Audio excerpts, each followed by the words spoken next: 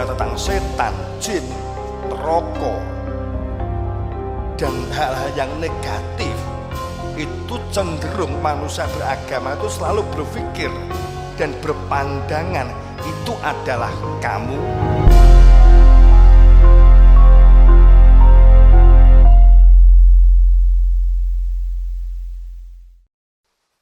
Betapa hebatnya pertentangan-pertentangan yang diterima para utusan sebagai yang hak sah dan wenang di saat beliau masih sugeng.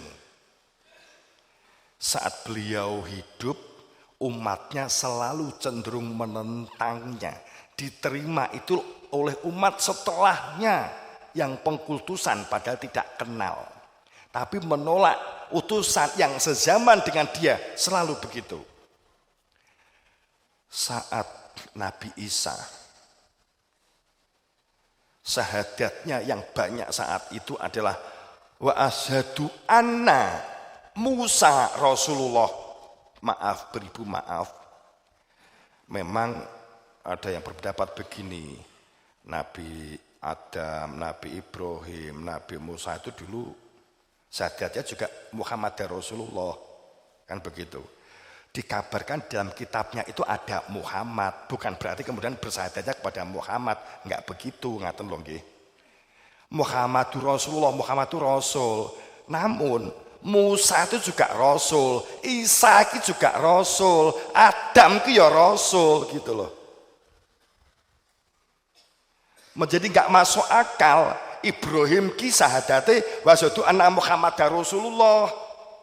Mbok nganggo akal gitu loh. Kan gitu. Jadi wa asyhadu anna, saat ini selalu terulang. Ini terjadi, ini yang tidak diungkap oleh orientalis. Karena sejarah itu sudah distigmakan luar biasa oleh sekelompok tertentu untuk menutup kebenaran yang sebenarnya. Ditutup hebat. Sampai cerita itu pun ditutup, walaupun cerita itu adalah cerita yang akan memiliki dampak orang mencari kebenaran, itu ditutup. Umpamanya begini, kenapa Nabi Isa itu ditentang, kemudian disalib? Orientalis membuat cerita berbagai cara, bla bla bla bla bla. Tapi jangan sampai mengungkap gara-gara Isa melakukan pembaptisan dan bersahadat sesuai dengan nama dia. Ini enggak dibuka. Sebab ini jika dibuka, walaupun menjadi latar belakang terjadi pertikaian, tapi orang menjadi tahu, berarti bersahadat selalu ada dong. Ini ditutup. Saat di zaman Nabi Isa, orang-orang Yahudi bersahadatnya begini, wa asyhadu anna Musa atau wa asyhadu anna Ibrahim Rasulullah. Karena ada beberapa kelompok, ada Yahudi Zoroaster, ada ya, itu saat Nabi Isa kemudian mengungkap, sekarang syahadatnya wa asyhadu anna Isa Rasulullah, yang semula Nabi Isa disubyo-subyo karena mukjizat menyembuhkan. Teman-teman, ojo difahami legenda ya, Nabi Isa iso nyembuhkan, enggak, bukan begitu. Nabi Isa memang ahli pengobatan, Nabi Isa itu ahli bakteri, bukan suwuk kakean kopi, bukan. Biasanya kan awadi kan suwuk kakean kopi tubruk bar ngomben, ya toh? Nah, itu namanya suwuk kopi. Maka langsung terjadi pertentangan. Saat Nabi Muhammad mengungkap wa asyhadu anna Muhammad dan Rasulullah, yang sebelumnya Isa Rasulullah, orang Kristiani Katolik saat itu, maaf, orang Yahudi Musa Rasulullah atau Daud Rasulullah, kemudian Nabi Muhammad mengganti Muhammad Rasulullah. Apa yang terjadi? Maka mulailah pertikaian. Walaupun nek kowe maca sejarah, orang Islam yang sedikit digoda, dibully sama orang-orang kafir di perapatan, dagangannya dicolong begitu. Itu hanya kamuflasenya. Tapi inti perkara yang menjadikan perang. Nabi Daud perang. Nabi Isa dikejar hebat. Itu saat merubah kiblat. Semula Isa menjadi Muhammad, semula Musa menjadi Isa, semula Ibrahim menjadi Musa, semula Idris menjadi Ibrahim, begitu seterusnya.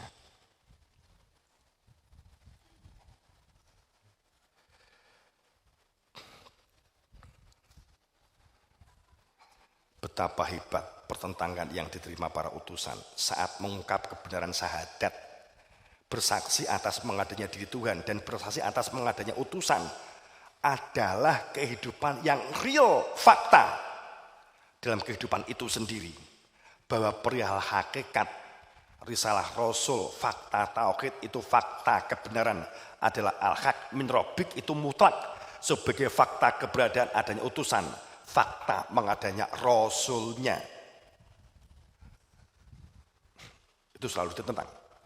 Manusia cenderung beragama model legenda, model masa lalu.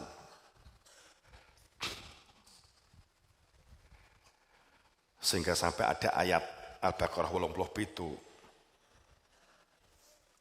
Setiap Rasul datang, padahal sebelumnya kamu meminta kehadirannya, supaya kamu memiliki ilmu zikir, ilmu kembali kepada Tuhan.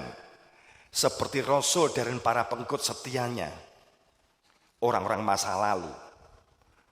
Tapi saat ternyata setelah datang tidak sesuai dengan angan-anganmu, lalu kamu menyombong, beberapa kamu olok-olok, kamu dustakan, kamu fitnah, dan yang lain kamu bunuh.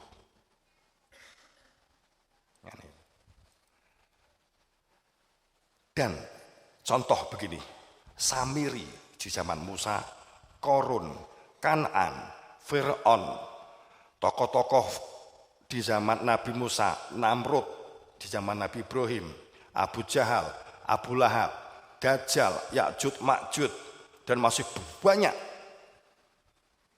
Di setiap zamannya masing-masing adalah sekumpulan orang-orang yang cerdik cendekia, orang pinter, orang doktor, profesor mereka ini, hartawan, konglomerat, penguasa, tokoh politik, ahli dakwah, tokoh ekonomi, tokoh sosial masyarakat. Tokoh yang telah sebegitu kuat membangun dominasi hegemoni, rasa nyaman atas kekuasaan dan kekuatan. Kesepakatan kebenaran telah dibuat dan dibangun oleh mereka.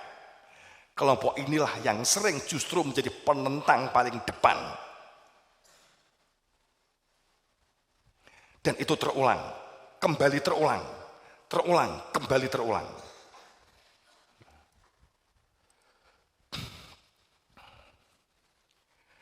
Kelompok dan tokoh yang telah sebegitu kuat membangun dominasi opini kebenaran hasil dari bacaan, membuat kesepakatan kebenaran sesuai pikiran mereka dikatakan dari Allah.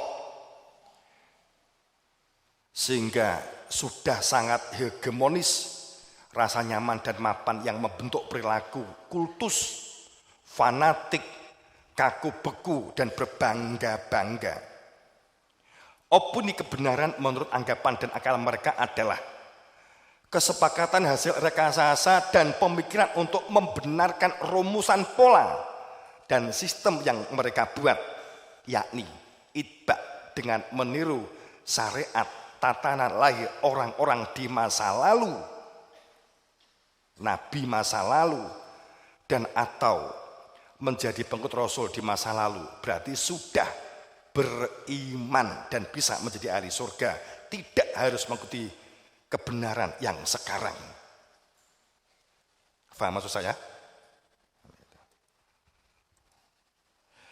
Rumusan ini guna menyingkirkan dan menolak adanya realitas fakta kebenaran al-haq min rabbik adalah kebenaran Rasulnya sebagai yang hak sah dan menang di zaman itu, di saat itu, di kondisi itu, di antara kamu, dari kalangan kamu sendiri. Selalu ditolak. Ini wis mapan ekonomi, wis mapan kekuasaan. Sehingga fakta sejarahnya para utusan oleh sekelompok orang-orang yang hidupnya sejaman, bahkan cenderung tokoh yang ada di antara mereka sendiri, selalu merintangi, menolak, membuat oloan, membuat fitnahan, dan membuat rumusan untuk menolak kebenaran itu muncul. Itulah faktanya. Selalu dan selalu. Awa ajibtum anja'akum dzikra min rabbikum. Apakah kamu heran, kaget, bingung? Datang kepada kamu adanya ilmu yang menjadikan kamu itu bisa berzikir. Zikir dan wirid berbeda. Ya teman-teman, zikir dan wirid berbeda. Kono-kono wis ben madak nih. Nek ngrungokno iki ya ben sebareng. Nek iki dipertanggungjawabkan. Nek wirid barange rong enek tapi wis duwe zikir, wis kenal karo teh. Kemudian saya wirid. Mas Bisri, teh tolong ganti kopi, itu wirid. Kopi, itu wirid. Tapi zikir itu adalah rasa yang telah menjadi ingatan di dalam hati saya.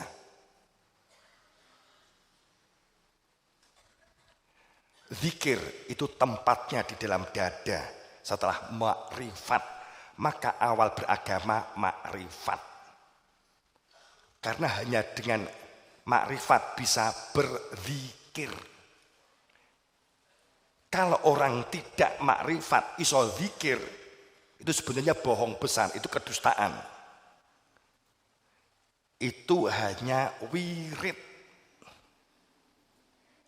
Burung biu itu tidak perlu zikir. Yang dia butuhkan wirid. Wirgane wis larang. Itu loh. Makanya Nasruddin Koja itu sampai di pasar. Jadi roh tanggane itu menjual burung biu, regane larang. 5.000 dirham, 5 juta katakanlah demikian. Terus akhirnya pitik itu didol, diregani 50 yuta. Wong do kaget, loh kok punya kamu mahal banget. Wong kemarin itu burung bio saja hanya 5 juta, kamu kok jual 50. Loh lah itu kan hanya bisa berwirid. Ini kan berzikir, pemikir kan gitu.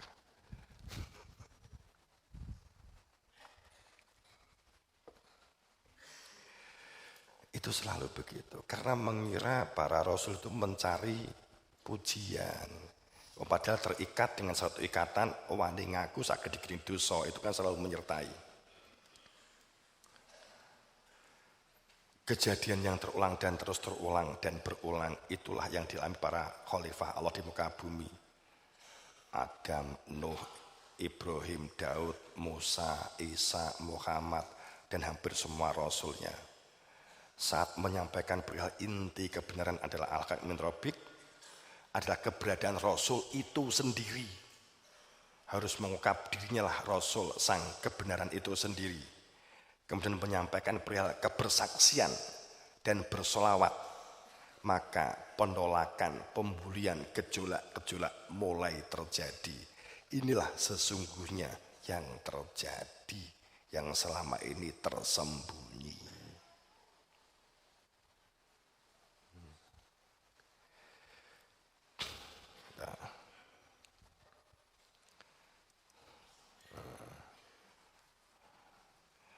Wa minan nas ma yujadilu fillah bighairi ilm. Karena banyak manusia, beberapa itu menerangkan dan mengurai, menjelaskan tentang Allah, tentang bagaimana menuju kepada Allah, tentang Tuhan, tentang ketuhanan, tapi tidak memiliki ilmu, tidak makrifat. Maksudnya begitu, ilmu itu kaitan dengan makrifat. Dan tanpa memiliki huda, artinya tanpa terang, artinya tidak mengenal lampu, tidak mengenal cahaya. Dan tanpa kitab, artinya tidak bertemu langsung dengan utusannya. Pasti ada orang kholakna yang diciptakan Allah di antara umat dari masing-masing setiap zaman. Yahduna, orang yang tahu persis apa itu hidayah dapat dan dapat memberi kamu hidayah itu ini loh.